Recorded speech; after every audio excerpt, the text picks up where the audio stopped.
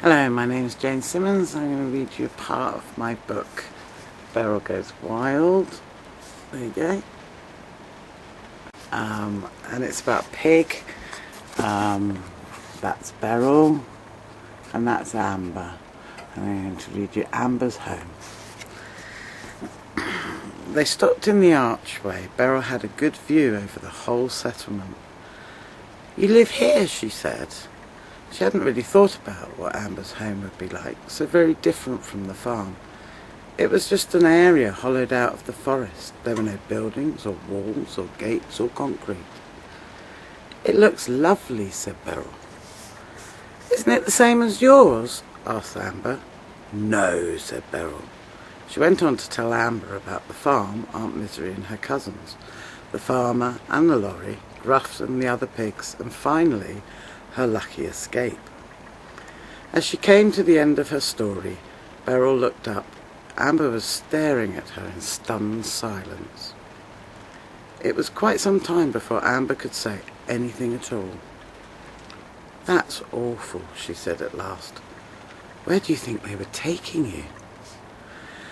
"I don't know," said Beryl. It seemed so long ago now. She thought about Gruff and the others and wondered what might have happened to them.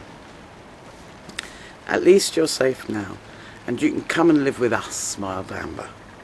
"Us?" asked Beryl. "Oh, with your mum and you mean?" "No, she's dead," said Amber. Then looking at Beryl, she added quickly, I didn't know her. She died when I was born." "My mum died too," said Beryl excitedly. Then realising it sounded as if she was glad her mum was dead, when really she meant she was glad that she and Amber had something in common. She added, "I didn't know my mum either. She died when I was born too." "Then we'll be sisters," said Amber, smiling. "Yes," Beryl beamed. "That's why we look so alike." They both giggled. Suddenly Beryl stopped as a thought hit her. "How many sisters and brothers have you got?" she asked warily. She didn't know any other pigs apart from herself who didn't have brothers and sisters. "None. I'm the only pig," said Amber. "Me too," said Beryl. "We really are alike. Twins," laughed Amber, and Beryl burst out laughing too. They both laughed and chuckled together. Beryl had never laughed so much in her life, and tears welled up in her eyes. She laughed and laughed until her ribs hurt, and she could hardly catch her breath. After a while, she didn't even know why she was laughing. It just felt so good.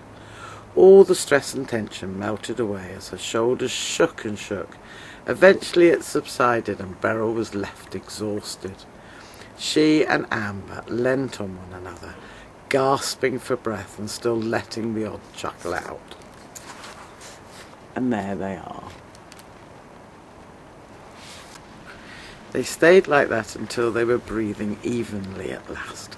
As they stood under the arch recovering, something unsettling occurred to Beryl. How many pigs did you say lived with you?" she asked Amber soberly. "I didn't. I can count them up if you want," Amber replied merrily, and started to count in her head. But just then a large wild pig came wandering into view. Beryl tried to duck behind Amber. "Oh my goodness, it's huge!" squealed Beryl, peeking out from behind Amber. "That's a real wild pig, not like you. You're little and cute. That's wild pig. Look at its huge pointed tusks. It's enormous and ugly and savage. It's the sort of wild pig I was warned about. It'll tear me into little bits and eat me up. It'll give me the plague. I can't possibly stay here," she cried with terror, looking into Amber's eyes. Amber grunted unhappily. "That's my Uncle Bert." And there's Amber.